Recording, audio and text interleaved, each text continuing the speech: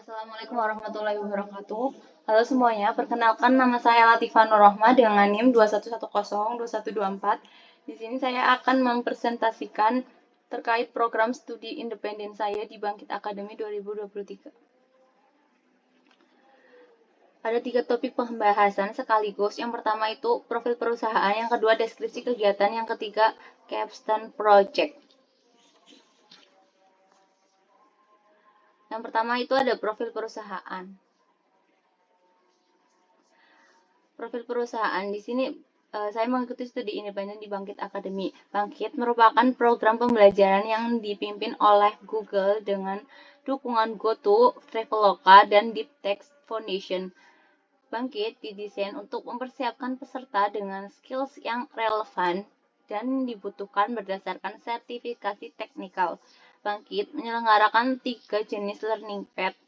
Yang pertama itu machine learning, yang kedua itu mobile development atau Android, dan yang terakhir itu ada cloud computing. Dengan mengikuti Bangkit, peserta akan memiliki pengalaman dan terekspos dengan serba-serbi karir di industri dan pekerjaan di ekosistem teknologi Indonesia. Deskripsi kegiatan. Saya mengikuti learning path machine learning. Di machine learning, program machine learning melibatkan pembelajaran individu dan proyek akhir tim. Kelas asinkronus memungkinkan peserta untuk berinteraksi dengan materi melalui forum diskusi dengan pembimbing untuk konsultasi non-akademik. Sertifikat kompetensi diberikan setelah lulus ujian untuk setiap kelas. Setelah program, peserta dapat mengikuti ujian sertifikasi global.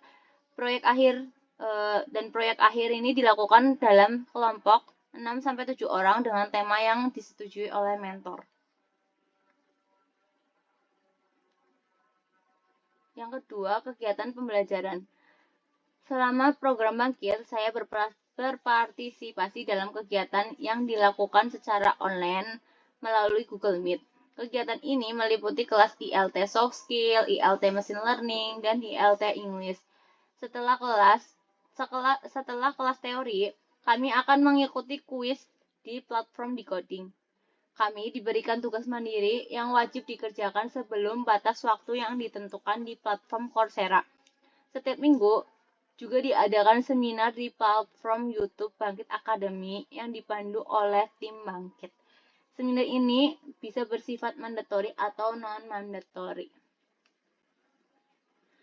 Yang ketiga, kegiatannya itu ada course pembelajaran. Jadi di sini nanti dari mentor akan memberikan materi. Soft skill ada pembelajaran soft skill. Yang pertama itu grow mindset and the power feedback. Kedua ada time management, terus ada critical thinking and problem solving, ada adaptability and resilience. Terus ada project management, ada professional communication and networking, ada professional branding and interview communication. Terus ada pembelajaran untuk hard skill juga. Ini ada Google IT Automation, terus ada Google Data Analyst, ada Mathematics for Machine Learning and Data Science, ada Machine Learning Specialization, ada Deep Learning AI, TensorFlow Developer Professional Certificate, terus ada TensorFlow Data and Deployment Specialization. Yang terakhir, topik pembahasan terakhir adalah capstone project. Di sini tim kami membentuk atau membuat aplikasi GoComplain. GoComplain ini adalah platform untuk melaporkan keluhan terkait layanan atau masalah publik yang mengumpulkan keluhan warga dan memproses data tersebut menjadi informasi yang mudah digunakan. Melalui sistem ini, pengaduan akan mudah ditindaklanjuti oleh pemerintah dan mengambil tindakan atas laporan tersebut. Berdasarkan prioritasnya dilihat dari tingkat urgensinya.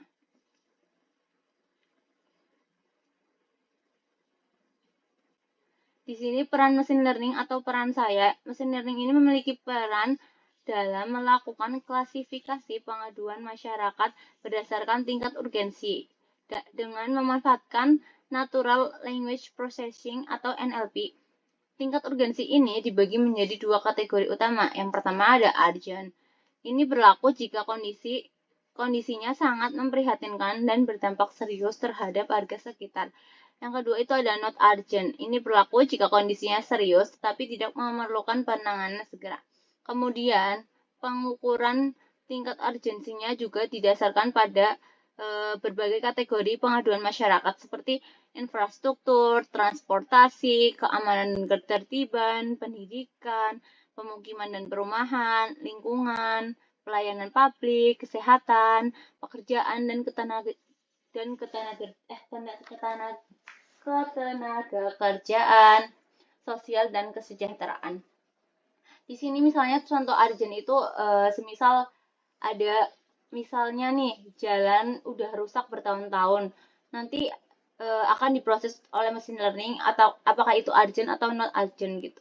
Misalnya seperti pembuatan EKTP itu termasuk not urgent karena itu bisa untuk yang nanti dulu. Jadi kayak misalnya lebih urgentnya itu yang jalannya rusak gitu karena jalan itu kan untuk lalu lalang kendaraan bermotor gitu. Di sini machine learning workflow-nya ada yang pertama kita mencari data atau data collection dulu, terus nanti di data processing kita pre-processing, nanti kita memproses, terus nanti ada model training, sehabis itu kita model testing, terus model development.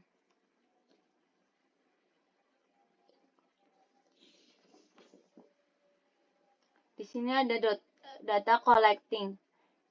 Kami mengambil dari 3 sumber sekaligus untuk mencari ini data-data atau data yang akan digunakan gitu. Ada 450 dataset yang kita temukan di 3 website sekaligus, yaitu ada Open Data, terus Cetar Jatim, dan yang satu lagi itu ada Satu Data Indonesia. Data tersebut merupakan data yang akan digunakan untuk proses pembentukan model.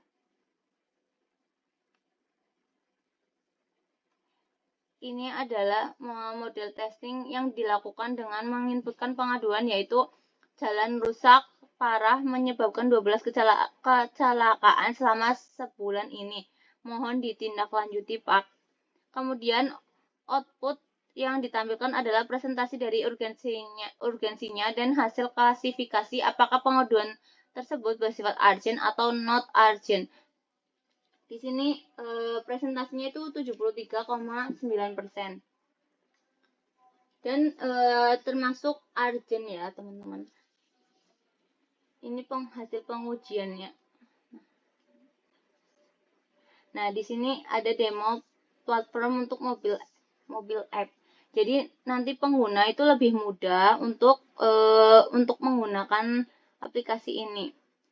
Pertama itu ada masuk akun dulu, jadi kita harus login terlebih dahulu. Nah, di sini di halaman ini Go Komplainnya nanti kalian bisa nih mengadukan keluhan apapun yang ada di daerah kalian. Misalnya kalian ingin mengadukan tentang jalan yang rusak dan kalian itu misalnya mau ngaduin nggak khawatir, misalnya kan ada pengaduan yang perlu bukti gitu kan. Jadi biar pemerintah lebih percaya, jadi nanti di sini juga bisa sambil menginputkan foto teman-teman, jadinya bisa banget buat mengadukan secara terpercaya gitu. Nah, ini bisa banget buat mengadukan. Nah, di sini nih ada riwayatnya juga. Jadi nanti teman-teman nggak usah khawatir misalnya kalau takut kan belum di proses sama pemerintah, tenang aja, nanti pasti kalau udah diproses pengaduannya pasti ada notif atau ininya di aplikasi ada kayak semacam pemberitahuan kalau ini sudah diproses gitu atau sedang diproses seperti itu. Nah, yang terakhir ini ada demo platform mobil app. Di sini ini untuk pemerintah bisa mengakses semua data yang ada, semua data pengaduan yang ada di aplikasi. Jadi pemerintah itu bisa memantau dari berbagai daerah juga bisa, jadinya memudahkan pemerintah untuk melakukan penanganan kepada masalah yang telah disampaikan gitu, teman-teman. Seperti itu nih. Bisa banget kalian mengadukan kategorinya, laporannya apa, nanti sama pemerintah tuh diproses dulu, atau nanti misalnya kalau nggak urgent banget bisa ditunda dulu gitu, teman-teman. Mungkin cukup sekian presentasi saya untuk program studi independen ini. Kurang lebihnya mohon maaf. Apabila ada kata yang kurang berkenan, saya mohon maaf. Wassalamualaikum warahmatullahi wabarakatuh.